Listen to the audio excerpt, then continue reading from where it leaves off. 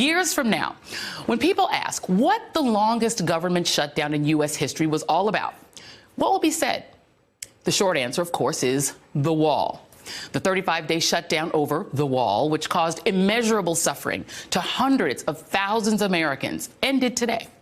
The same day that Roger Stone, the longtime Donald Trump advisor who invented the idea of building the wall as a trick to remind Donald Trump to talk tough on immigration at his campaign rallies, was taken into custody in the early morning hours by more than 24 federal employees working without pay, armed FBI agents, and indicted by Robert Mueller. Donald Trump's terrible Friday started with that news and ended with him violating one of Roger Stone's cardinal rules of politics: never admit defeat. I am very proud to announce today that we have reached a deal to end the shutdown and reopen the federal government.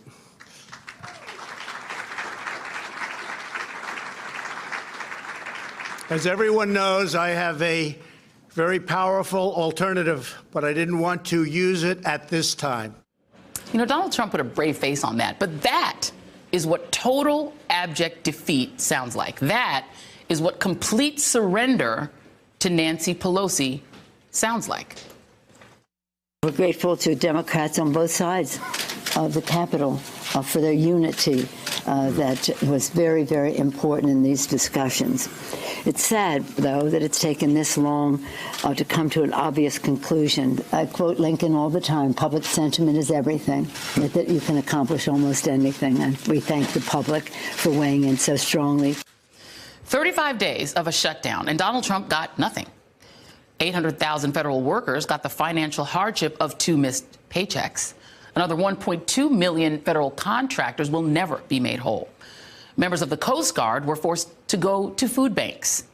Law enforcement agencies were begging for money to enable them to just do their jobs. Today, airlines began grounding flights as air traffic controllers called in sick, and all for nothing. Tonight, the president signed the legislation he vowed not to sign after it passed in the Senate and the House. It will fund the government for 21 days. But just because Donald Trump got nothing doesn't mean the situation is the same as it was 35 days ago. Nancy Pelosi took on Trump and beat him. The Democratic caucus stayed united. And it's starting to sound like the Republican caucus is changing course. This is good news. This is long-awaited news. In fairness, Mr. President, this never should have happened. And of course, Trump's base feels betrayed. Conservative commentator Ann Coulter, who prior to the shutdown was enjoying the power to order the President of the United States around, tweeted, quote, "Good news for George Herbert Walker Bush. As of today, he is no longer the biggest wimp ever to serve as President of the United States."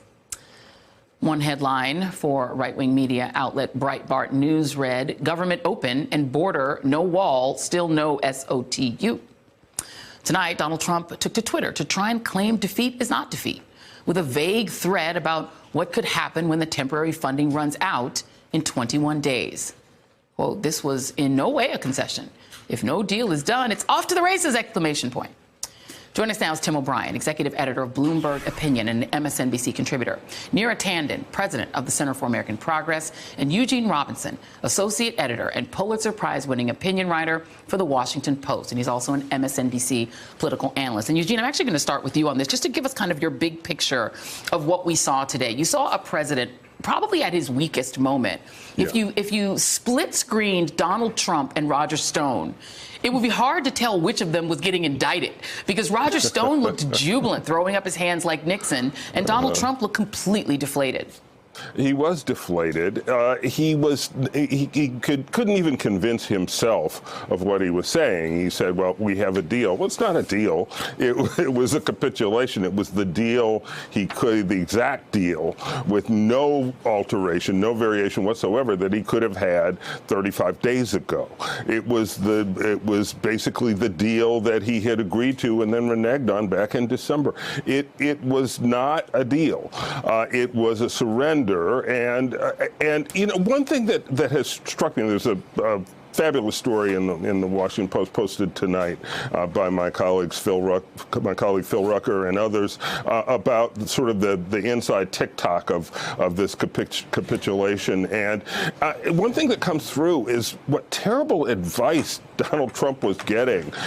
Not that you can tell him anything, but people like Jared Kushner completely misread the political situation, completely misread the Democratic caucus. They all misread Nancy Pelosi. It's not like she's an unknown quantity. She's been around for a long time. Everybody in Washington knows who she is and how she operates and could know what to expect. But they had no clue. They've been here 2 years, and they had no clue of how to do this negotiation, and they paid the price. You know, Tim O'Brien, as somebody who's been a biographer of Donald Trump, they could have just watched television, which is what Donald Trump does all day, to know what the temperature was. It's shocking that they wouldn't know that Democrats were not going to give Donald Trump a wall. It's not happening. But it was interesting to see that split screen where Roger Stone seemed like kind of having the time of his life, even though he was just indicted, and Donald Trump looked completely, the air was sucked out of him. What do you think is going through his mind right now? I don't think Donald Trump never stays down for very long, so I don't think Donald Trump operating in the public eye in a defeated or deflated mode is something that's going to continue very long. And I think the question we have to ask then is, what's the net result going to be when he reinflates? And I think what it's going to be, I suspect, is he will try to invoke national emergency powers on the southern border to try to do a wall that way. I think he's going to get a lot of pressure from Republicans not to do that. I don't know that he'll listen to them. He's going to have to go through a weekend now in which he's being spoken of as being emasculated, being beaten by a woman. He's got Ann Coulter calling him a wimp. Yeah. All of this gets to his sense of his own manhood and his masculinity, and he never does well in that situation. So I think he's going to lash out. Yeah, I mean, a former administration official about reopening the government called it a total cave unless he calls national security emergency when he doesn't get the wall funded in the next 3 weeks. And this was Donald Trump saying sort of the same thing in the Rose Garden today. Take a listen.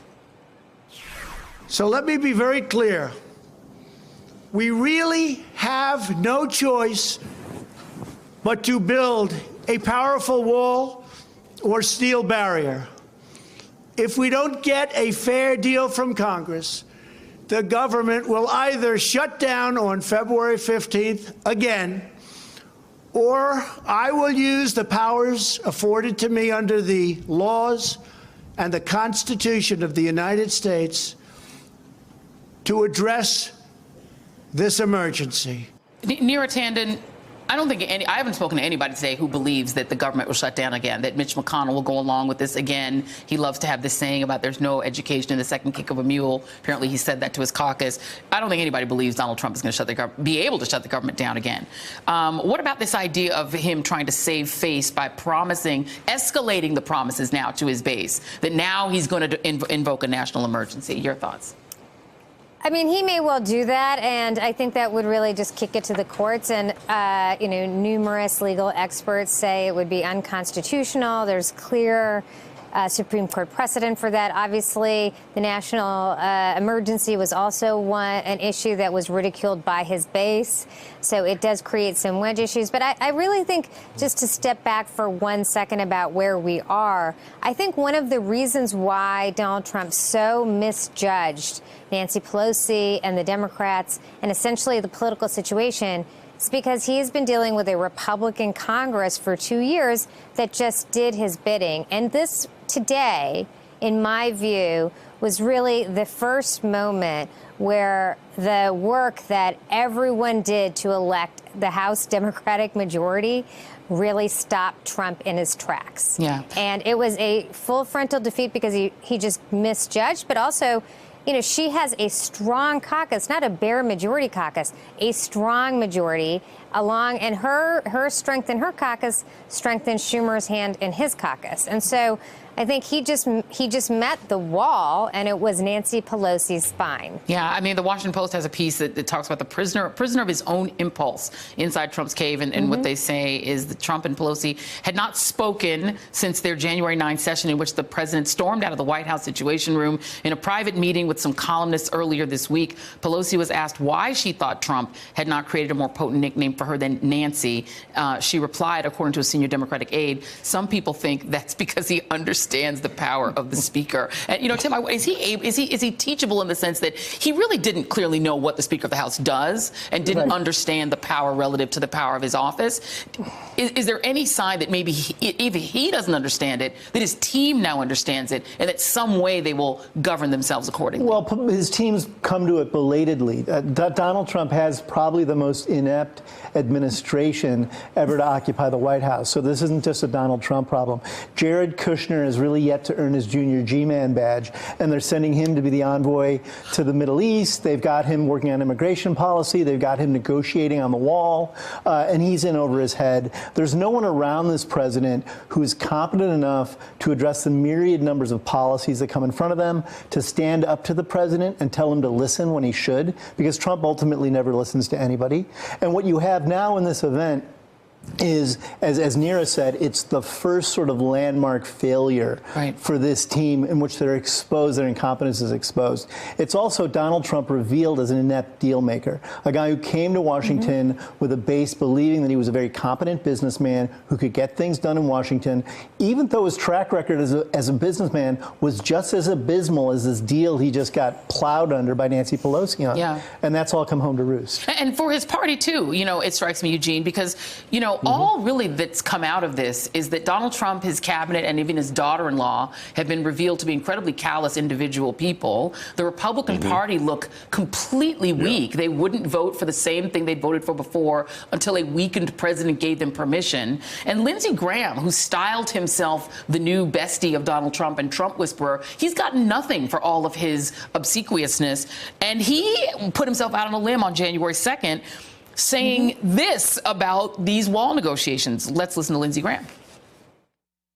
If he gives in now, that's the end of 2019 in terms of him being an effective president. That's probably the end of his presidency. Eugene. Let's hope. Well, let's hope. I mean, from Lindsey's lips to God's ear, maybe maybe it is the end of his presidency. Who knows? But it's a very interesting question. So you gave the Mitch McConnell line that every Southern senator uses, frankly, about there being no education, the second kick of a mule. So here's my question: how many Republican senators felt the mule kick of this shutdown and will want to avoid repeating the experience? And I don't know the answer to that yet. We do know that there was an extremely tense Republican senators' lunch, I believe it was yesterday, in which their voices were raised, Senator Ron Johnson and Mitch McConnell sort of snarling at each other over the debacle of the shutdown. You had a number of Republican senators, I think six or seven, who voted for the Democratic bill to open the government without wall funding. You had, according to the Post story posted tonight, you had Mitch McConnell calling the president saying, "Look, my senators are in revolt. I can't hold this. You're gonna have to give up." So has that changed? Is there another change in Washington, not just Nancy Pelosi as another power center, but is there a change in the Republican Senate? And I'm not sure of the answer, but we'll see. And Neera, he didn't even get the State of the Union. There's some theories out there that maybe he decided, he would give in so that he could have his TV show. Nancy Pelosi said, we're not doing that either until the government's fully open. He didn't even get the TV show back. Yeah, I mean, I think he'll get it eventually, but it's going to be on her terms and not his. And just to follow up on what was just said, I think a really important thing that we have to recognize here is the psychological damage to Trump's base. I think, as Tim said, the wall was a central promise for Trump to his base, the idea that he is a strong negotiator. He set this whole thing up to go mano a mano against Democrats, and he failed. And I think the one question is how this will move into the future. Republicans really were hurt by following him. And these poll numbers have been terrible. You have a number of Republicans who were up in 2020, Joni Ernst, Tillis, others who voted one way, voted against themselves, and then voted the other way. I mean, these people just voted against yesterday, voted against a bill that they voted for today. Yeah. So I think, I think a lot of people are going to wonder whether following Trump, like they have in lockstep, makes sense when it's been such a political disaster over the last several weeks. Well, Tim, I'll ask you that then, because Donald Trump is not accustomed, number one, to no, and also to having to admit failure. Today, he did have to admit failure. I wonder if does he wind up getting abandoned here? Because he has delivered nothing but failure at the hands of a woman, no less. At the hands of a woman. He actually didn't admit failure. He had the bizarre statement of saying, we don't build medieval walls, we build smart walls. And there is no money in this interim bill for a wall at all. Right. So he wasn't really admitting defeat. He was telling a narrative that he could stomach in the Rose Garden. What he's going to go now is he's going to go home and count his marbles and figure out how he's going to have to come back at this group. But what he's done along the way is he's frayed his base. He's frayed the GOP. He has done reputational damage to the country. He has caused logistical, financial, and reputational damage across the board that's going to be very hard for him to come back from. Yeah, indeed. It's been quite a 35-day spectacle. Neera Tanden, Eugene Robinson, Tim O'Brien, thank you all very much. Thanks for checking out our YouTube channel. Subscribe by clicking on the button below for more from The Last Word and the rest of MSNBC.